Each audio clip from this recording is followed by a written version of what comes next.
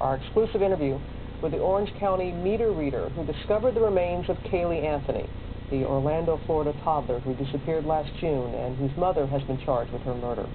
As our Andrea Canning reports, the way her remains were found is one of the most puzzling and mysterious aspects of this disturbing case. As authorities and the community searched relentlessly for little Caylee Anthony over the summer, Say hi, Mom. Say hi, Mom. Florida utility worker Roy Kronk made a crucial discovery that would only come to light months later. In August, he noticed a suspicious garbage bag on his route about a half-mile from the Anthony home. Acting on a hunch, he persistently called 911 3 days in a row. There was something round and white underneath of it, and I don't know what it is, but it just didn't look like something that should be there. There is a swamp area that I saw something that I called in a tip the other day, and they said they would dispatch an officer out to me when I got there, and I'm here. But after searching the area, the sheriff's deputy concluded there was nothing of interest to the Caylee Anthony case. Kronk believes the search wasn't thorough because the area is infested with snakes. He says he even showed the deputy this photo he took of a rattlesnake. 4 months later, in December, Kronk made another call to authorities from the area. But this time, it wasn't just a hunch. He had discovered a child's body. I'm in the wooded area down by the school. I need you like now. I just found a human skull. Finally ending the 7-month search for Caylee. Kronk was praised for discovering Caylee's body, but now information has surfaced concerning his own past. In the early 90s, he was arrested on kidnapping charges. Kronk maintains he was vindicated and the old charges have no bearing on this case. The Orange County Sheriff wouldn't comment on the arrest, but did release this statement. He saw something that was suspicious and acted upon it as any good citizen should. He did the right thing.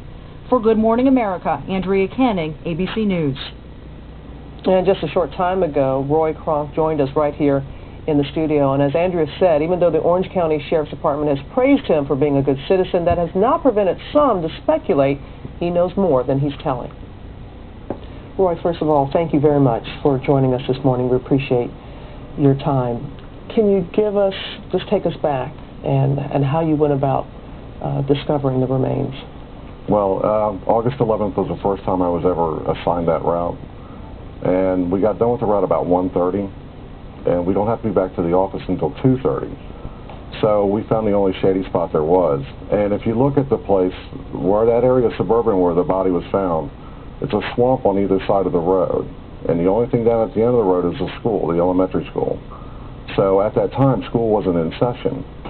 So the only people going up and down that road would either be maintenance workers or people like that going to the school. There would be very little or no foot traffic at all. And I used to be a boarding officer in the Coast Guard, and I also was a bail bondsman bounty hunter for years.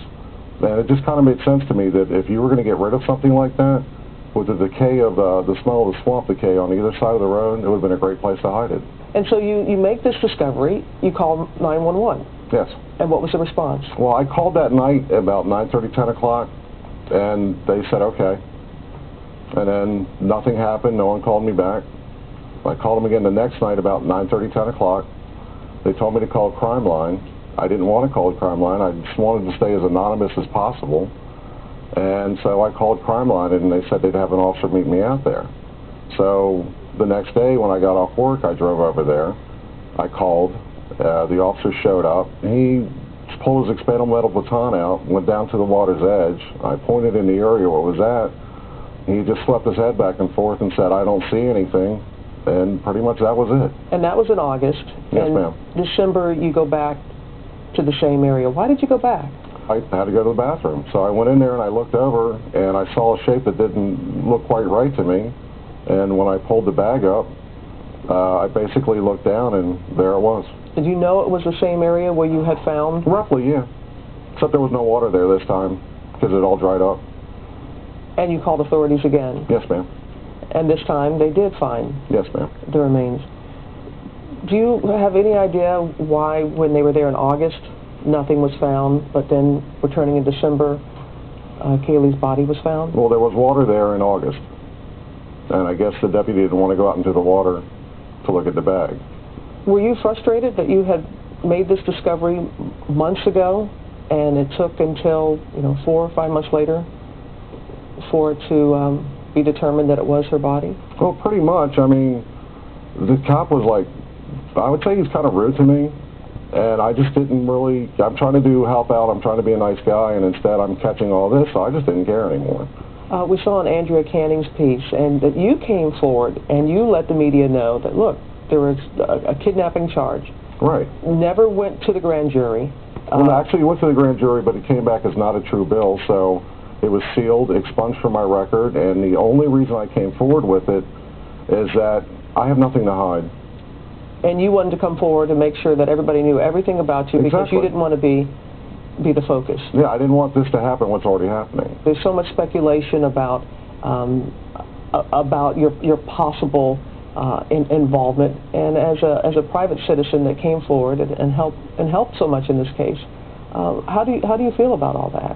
No good deed goes unpunished.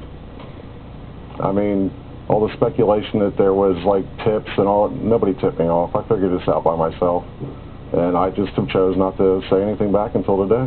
Well, let's set the record straight today. Did you have any contact with anyone in the Anthony family before finding? I've never even met those people, no. Did you have anything to do with the disappearance of Caylee Anthony or anything like that? Of course not. Would you still do it all over again? They've been really hard on me, and you try to do the right thing, you try to be a nice guy, and you just get vilified. And to where people, I mean, and the sad thing is people actually believe some of the things that are being said. And I have nothing to do with this at all.